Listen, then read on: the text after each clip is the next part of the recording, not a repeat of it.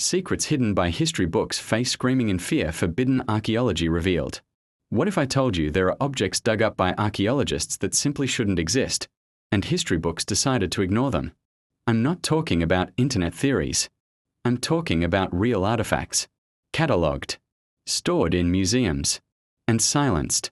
Today we are opening the box that historians would rather keep closed. And stay until the end, because the last discovery on this list is going to make you question everything you learned in school. I couldn't believe it when I saw it. Welcome to what archaeologists call out-of-place artifacts. An out-of-place artifact is an object discovered in a context that, according to official history, simply cannot exist there. Too old, too advanced, too uncomfortable. Today we are covering 5 of the most shocking ones, with real evidence, and I'll explain exactly why official history prefers not to talk about them. Here's what we are covering. Number 1, an object that is 500 million years old and looks man-made. Number 2, a battery that worked 2,000 years before we invented electricity. Number 3, maps showing Antarctica before it was discovered. Number 4, a mechanism so precise that NASA studied it in the 20th century. And number 5, the one I personally found the most disturbing. I saved it for last. Let's get into it. Artifact number 1, the Kostenki screw. In 1998, during an excavation in Russia near the city of Kostenki, archaeologists found something inside a rock estimated to be between 300 and 320 million years old. A screw. Not metaphorically. An object with a helical thread, perfectly shaped, about 2 centimeters long. Now, during that period of Earth's history, dinosaurs didn't even exist yet, let alone humans. The official explanation? It's a fossil of a marine worm that left that shape in the rock. Possible? Yes. Does it close the debate completely? Not so fast. Because other geologists who examined the object said the internal structure doesn't match any known marine organism. And here's the part that bothers me most. Why are there no further public studies on this object?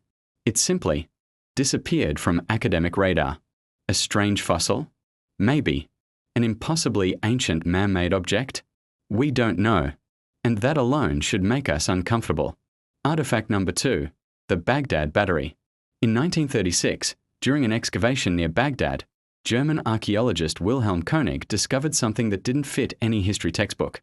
A small clay jar with an iron rod inside, surrounded by a copper sheet.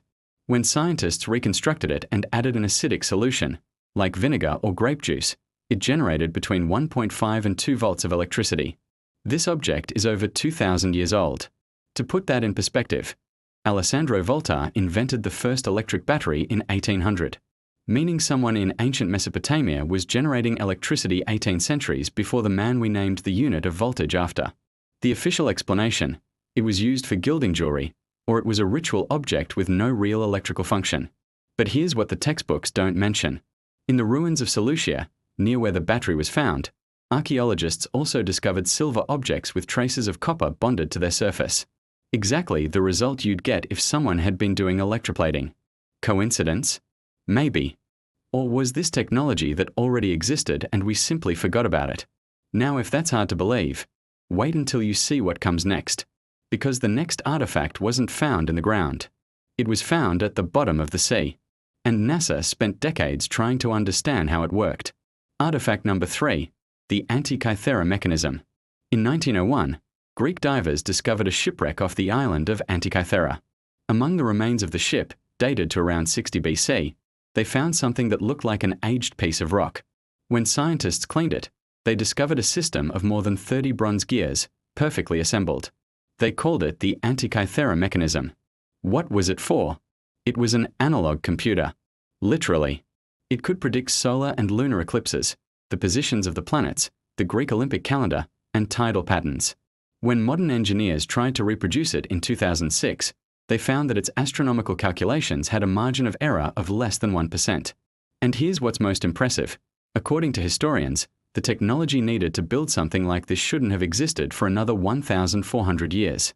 NASA studied it. MIT researchers scanned it with X-rays. The conclusion was unanimous.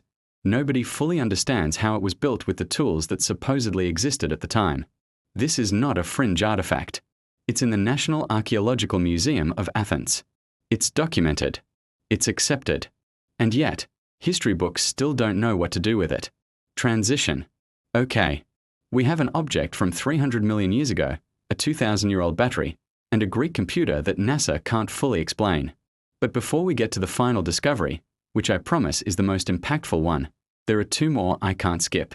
One involves maps, and the other is a footprint that is 290 million years old. Artifact number 4, the Piri race maps. In 1929, at the Topkapi Palace in Istanbul, a librarian discovered a map drawn on gazelle skin. It was signed by Ottoman Admiral Piri Reis and dated to 1513. The map was extraordinarily accurate for its time, showing the coastlines of Europe, Africa, and the Americas with a level of detail that shouldn't have been possible in the 16th century.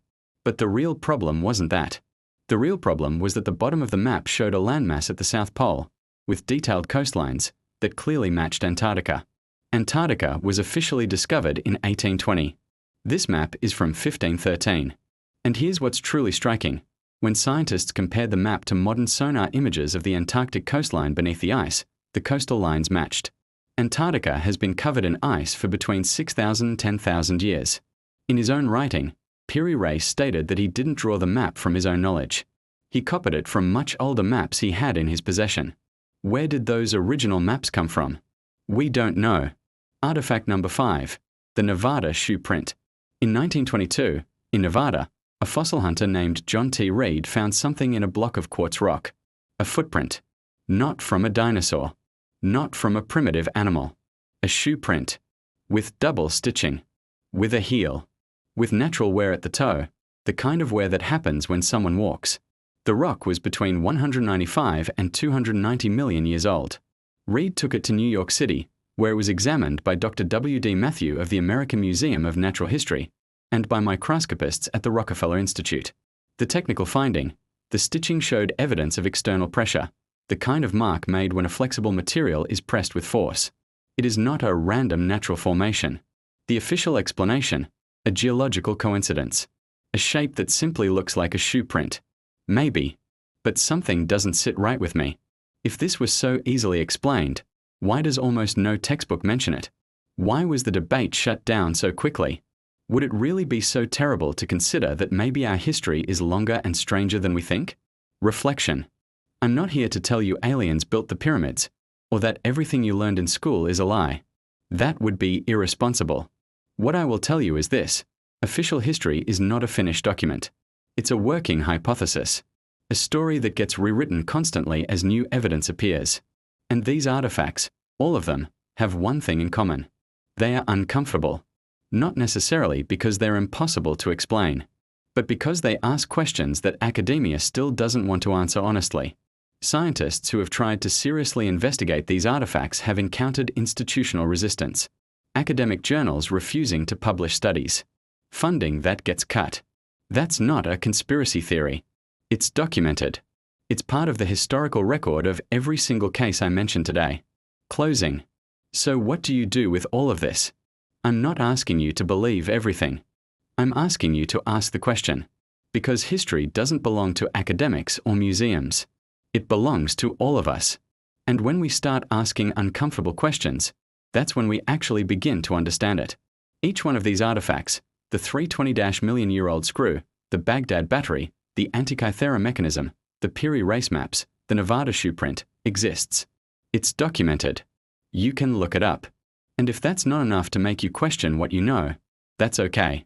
But if it lit even a small spark of curiosity, then this video did exactly what it was supposed to do. Which one of these 5 hit you the hardest? Let me know in the comments. I love reading what you think. And if this topic grabbed you as much as it grabbed me, the next video you need to watch is right here: Ancient Structures That Defy Everything We Know About Engineering. I think it's going to blow your mind.